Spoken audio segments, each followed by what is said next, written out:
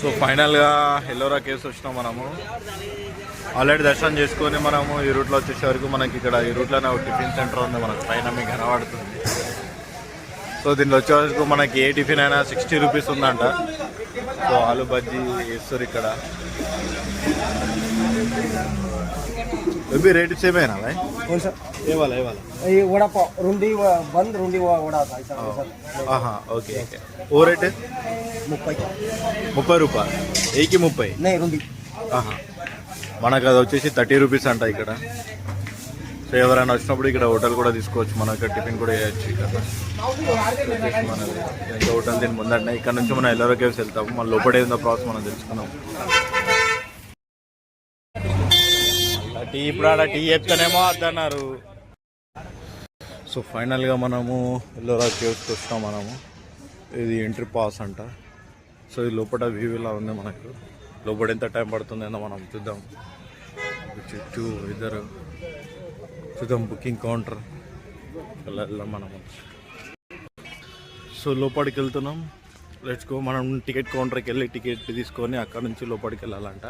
So ఇదంతా మనకు ఎంత టైం పడుతుంది ఏందన్నా మనం లోపల చూద్దాం. మనము పాత టెంపుల్ వచ్చేసి లొకేషన్స్ ప్రజెంట్ మనం వచ్చేసి ఇప్పుడే భీమా కృష్ణేశ్వర జ్యోతిర్లింగాన్ని దర్శనం చేసుకొని ఇక్కడ ఉన్న లోపల ఉన్న టెంపుల్ని ఏకశిల టెంపుల్ని దర్శనం చేసుకోవడానికి లోపలికి వెళ్తున్నాం. సో ఇది వచ్చేసి మన టికెట్ కౌంటర్. సో ఇక్కడ ఎలా ఉందో చూద్దాము. ఇండియన్ సిటిజన్కి ఏమో 40 రూపీస్ అంట ఈచ్ పర్సన్స్. ఫారినర్ సిటిజన్కి వచ్చేసి 600 రూపీస్ ఉంది మనకి ఇక్కడ. సో ఈ కౌంటర్ ఈ టైమింగ్స్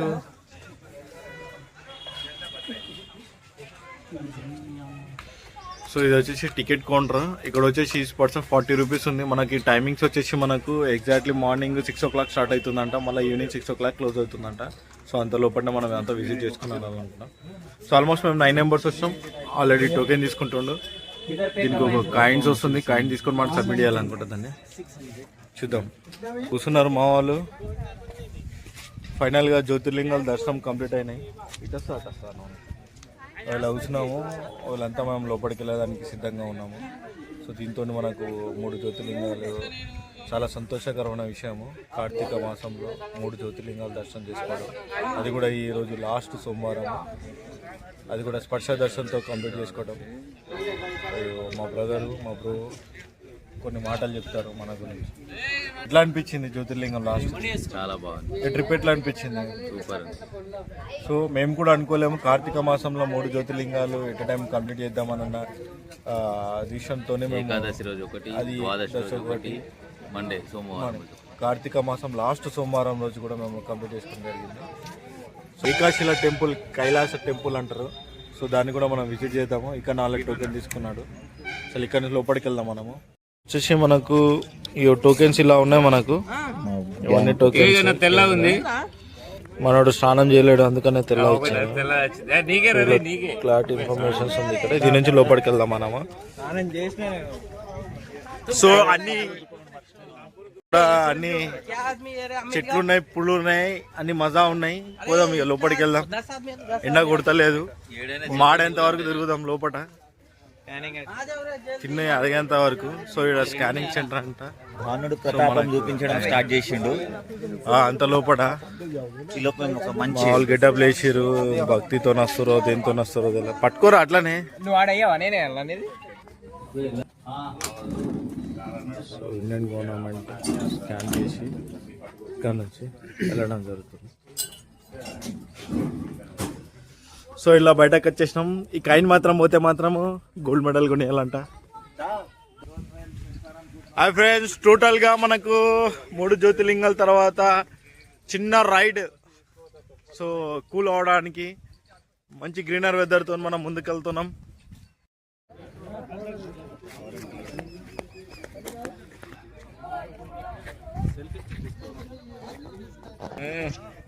ఇక మొదలెడదామా? टाइमिंग आपको ऊपर है. मैं आपको यहाँ से लेके जाऊंगा हर क्यू के पास, मंदिर के पास. मंदिर के अंदर जाने से पहले आपको सारा समझाऊंगा बाहर से. मैं अंदर बाहर में क्या दिखना क्या नहीं अच्छी तरह से, बट आपको अंदर जाके दर्शन करके बाहर आना. ये बार आपका వెదర్ మాత్రం చాలా బాగుంది. మీకు కనపడేది వచ్చేసి మనకి ఏకశిల కైలాస్ టెంపుల్ మీకు కనబడుతుంది ఇక్కడ. దీన్ని మనం చూడగలుగుతుంది. టోటల్ జర్నీ ఇప్పుడు మనకి ఎంత టైం పడుతుంది, ఇలా ఆల్మోస్ట్ కంప్లీట్ చేద్దామని అనుకుంటున్నాం. ఆల్మోస్ట్ మనం మార్నింగ్ ఇప్పుడు టైం వచ్చేసి ఎగ్జాక్ట్లీ మనకు 8 o'clock అనుకుంటున్నాం తెలిసి. 8 అవు చూసాం 10 అవుతుంది టైం 8 అంటున్నాడు 10 అవుతుంది. సో మనకి ఎంత టైం పడుతుంది ఏందని లోకల్ మొత్తం తిరగడానికి. ఫస్ట్ అయితే మనం ఆ టెంపుల్కి వెళ్తున్నాం. సో అది ఎలా అయింది ఏందన్న మొత్తం ఆ వీడియో కూడా కూడా మనము ఎలా ఉంది టెంపుల్ ఏందన్నది కూడా చూస్తాం మనం. సో మనకు కూడా ఎగ్జైటింగ్ ఉంది. ఎప్పుడు మనము వీడియోలు టీవీలో అలానే చూస్తున్నాం కాబట్టి ఇప్పుడు డైరెక్ట్ లైవ్లో చూస్తున్నాం మనము ఏందన్నది. ఆ పిచ్చి నా కొడుకులు పీక కూడా పీకలేకపోయారు మనని. టెంపుల్ని మాత్రం ఆపారు. ఏం పీకిర్రా మీరు మమ్మల్ని? చెప్పండి రా రాయిని కూడా వేయలేర్రా. ఇది రా, ఇది హిందూ ధర్మం అంటే సనాతన ధర్మం.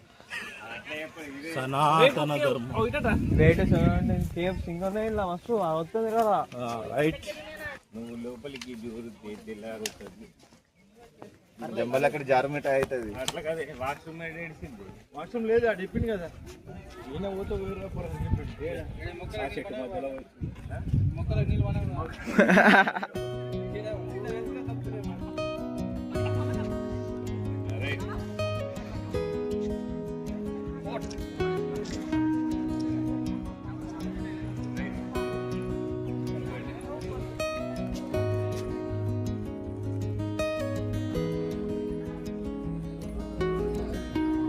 లోపలికి వెళ్తున్నాం.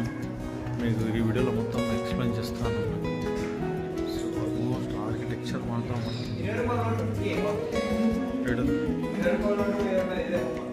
సో ఇది మెయిన్ ఎంట్రన్స్ మీకు ఇలా ఉంది. బట్ ఏం మిగలేకపోయారు, ఏం కట్టిర్రా. సో ఆల్మోస్ట్ ఇట్లా ఉన్నాం. ఏడున్నా అది పైకి ఎక్కాలరా, పైనుంచి చూపెట్టాలి. అదే బొమ్మ ఆరు పైకి ఎక్కుతాం అట్లా నుంచి.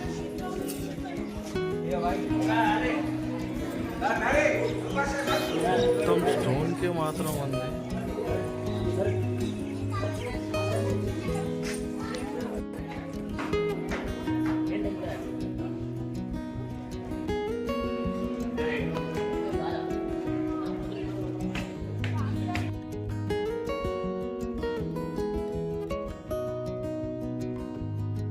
ఎల్లోరా గుహల గురించి చాలా మంది ఎన్నోసార్లు విని ఉంటారు. 1, 2 సార్లైనా చూసి ఉంటారు కూడా. ఆ గుహలో ఒక శిలా గ్రంథం ఉంది. ఇది శివుడికి అంకితం చేసిన కైలాసనాథ్ ఆలయం. కానీ రామాయణ మహాభారత గ్రంథాలు శిల్పరూపము ఈ ఆలయం. ఎల్లోరా గుహలో చెక్కిన ఏకరాతి ఆలయమే ఈ కైలాసనాథ్. అలాగే ఎల్లోరా గుహలను ఏ కొండల్లో చెక్కారు? సమాధానం కొంచెం కష్టమే. ఎందుకు అంటే అవి మనకు ఎల్లోరా గుహలుగానే తెలుసు. ఆ గుహలను చరణాద్రి కొండల్లో చెక్కారు. సహ్యాద్రి శ్రేణులో ఒక భాగము. చరణాద్రి కొండలు మహారాష్ట్ర ఔరంగాబాద్ జిల్లాలో ఉన్నాయి. ఎల్లోరా గుహలు అనగానే మనకు బౌద్ధ వివరాలే గుర్తొస్తాయి. కానీ ఈ గుహలు బౌద్ధ, హిందూ, జైన మతాల విశ్వాసాలకు ప్రతీకలు. 1 నుంచి 12 వరకు బౌద్ధ గుహలు, 13 నుంచి 29 వరకు హిందూ గుహలు, 30 నుంచి 34 వరకు జైన గుహలు. కైలాసనాథ్ ఆలయము 16వ గుహలో ఉంది. ఇవన్నీ ఏకకాలంలో చెక్కినవి కావు. ఎల్లోరా గుహలు 100కు పైగా ఉన్నాయి. కానీ పర్యాటకులకు అనుమతి 34 వరకే. ఇవన్నీ ఒకేసారి చెక్కినవి కావు. 8, 9, 10 శతాబ్దంలో చెక్కిన గుహలు. కైలాసనాథ్ గుహాలయానికి మాత్రము రాష్ట్రకూట రాజు మొదటి కృష్ణుని కాలంలో క్రీస్తు శకం 756 నుంచి 773 మధ్యకాలంలో చెక్కారు. రాజు తీవ్రమైన అస్వస్థతకు గురైనప్పుడు రాణి ఆయన ఆరోగ్యం కోసము శివునికి ప్రార్థించిందంట. కైలాసాన్ని పోలిన ఆలయాన్ని నిర్మిస్తానని మొక్కుకుందని చెబుతారు. రాజు ఆరోగ్యవంతుడైన తర్వాత కుకాస శిల్పి పర్యవేక్షణలో కైలాసనాథ్ ఆలయము రూపుదిద్దుకుంది. ఎల్లోరా పర్యాటకులకు 33 గుహలకు కేటాయించినంత సమయము 16వ గుహలో గడుపుతారు. ఎందుకంటే అది కైలాసనాథ్ గుహ కాబట్టి. ఉత్తరాది ఆలయాన్ని చూసిన కళ్ళకు ద్రవిడ శైలిలో చెక్కిన ఈ ఆలయము కనువిందు చేస్తుంది. ప్రత్యేకించి ఈ ఆలయము పొడవు 164 అడుగులు, వెడల్పు 109 అడుగులు, ఎత్తు 98 అడుగులు. ఏకరాతి ఆలయము అంటే చిన్నదో లేదో ఒక మోస్తారు ఆలయమో అనుకుంటాం. కానీ ఈ ఆలయాన్ని పూర్తిగా శిల్ప సౌందర్యానికి ఆస్వాదిస్తూ తిలకించడానికి 3 గంటలు కేటాయించాలి. భారతీయ శిల్ప చాతుర్యానికి గీటురాయి ఇది. ఆలయ రథం ఆకారంలో ఉంటుంది. ఒక్కో పార్శ్వంలో ఒక్కో పౌరాణిక గ్రంథాన్ని చూడవచ్చు. 14 ఖండాల రామాయణము ఒక గోడలో, 18 పర్వాల మహాభారతం మరో గోడలో శిల్పాల రూపంలో ఒదిగిపోయాయి.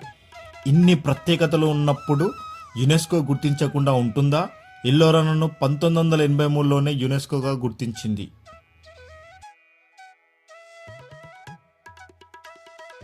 ఈ ఆలయం గురించి మరికొన్ని విశేషాలు మనము తెలుసుకుందాము. ప్రపంచంలోని అతిపెద్ద ఏకశిల ఒకే రాయి తవ్వకమైన కైలాసనాథ్ ఆలయము. అలాగే ఈ ఆలయము రాష్ట్రకూట రాజులచే ముఖ్యంగా కృష్ణ 1 కాలంలో నిర్మించబడింది. పైనుంచి కిందికి చెక్కబడింది.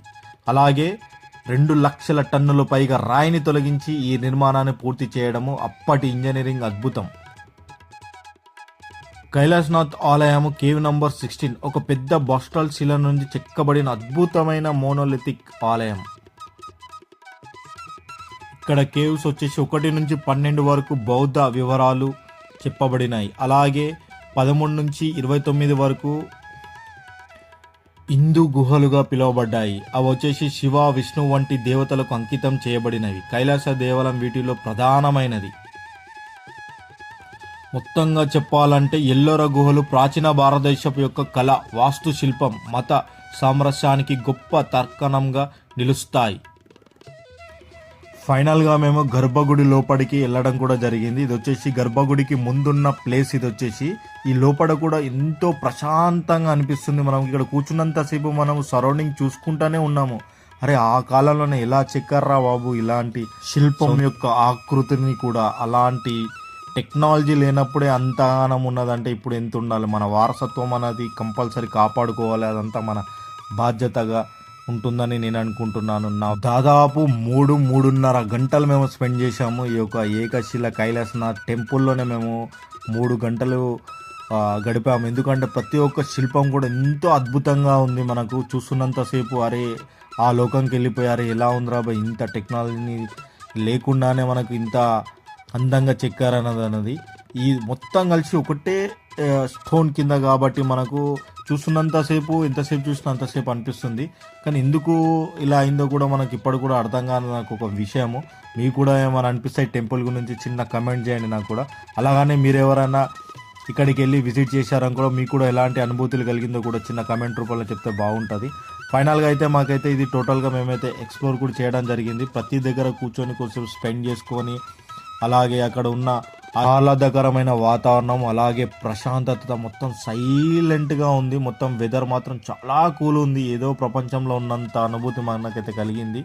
సో ఎక్కడికి వెళ్ళినా కానీ అదొక పీస్ఫుల్, అలాగే ఒక ఏదో వైబ్రేట్ కలిగినట్టు ఒక మాకైతే అనుభూతి కలిగింది. సో మొత్తం అయితే మేము ఎక్స్ప్లోర్ చేయడానికి అంత టైం పట్టింది.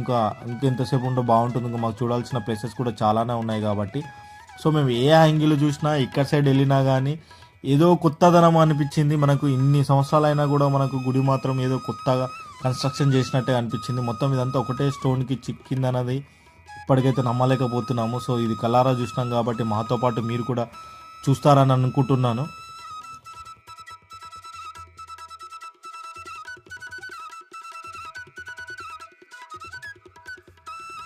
ఇక్కడికి చాలామంది ఫారినర్స్ కూడా రావడం జరిగింది. మేము కూడా మీట్ అయింది కూడా ఇజ్రాయెల్ అనే వ్యక్తిని మనం కలవడం జరిగింది. ఆయన కూడా మన దేశం గురించి కూడా చాలా గొప్పగా చెప్పాడు. ఇంత మంచి వారసత్వం మీకు ఉన్నది, సో మీరు కంపల్సరీ కాపాడుకోవాలన్నట్టు. సో మాకు కూడా చాలా సంతోషం అనిపించింది అతనితో స్పెండ్ చేయడం కూడా. ఫైనల్గా అయితే మనకు ఇదైతే టోటల్గా ఈ కేవ్ సంబంధించిన వీడియోలో ఉంది. పార్ట్ 2 ఏంటంటే surrounding left side right side ఎలా వెళ్ళాలి, అక్కడ కూడా ఏమేమి ఉన్నాయనేది కూడా నేను వీడియోలో చెప్పడం కూడా జరుగుతుంది. కైలాసనాథ్ టెంపుల్ని మనము కింది నుంచి చూసాం కదా, అదే పైనుంచి ఎలా ఉంటుంది అన్నది మన నెక్స్ట్ వీడియోలో చూపెట్టడం జరుగుతుంది. అలాగే నా వీడియోని ఇప్పటివరకు చూసినందుకు ధన్యవాదాలు. అలాగే నా సెకండ్ వీడియో కూడా చివరి వరకు చూడండి. కంప్లీట్ ఇన్ఫర్మేషన్స్ డీటెయిల్స్ కూడా ఇవ్వడం జరుగుతుంది. నా వీడియో మీకు నచ్చిందని నేను అనుకుంటున్నాను. నేను మీ హిందూ ట్రావెలర్ ప్రదీప్ని మాట్లాడుతున్నాను.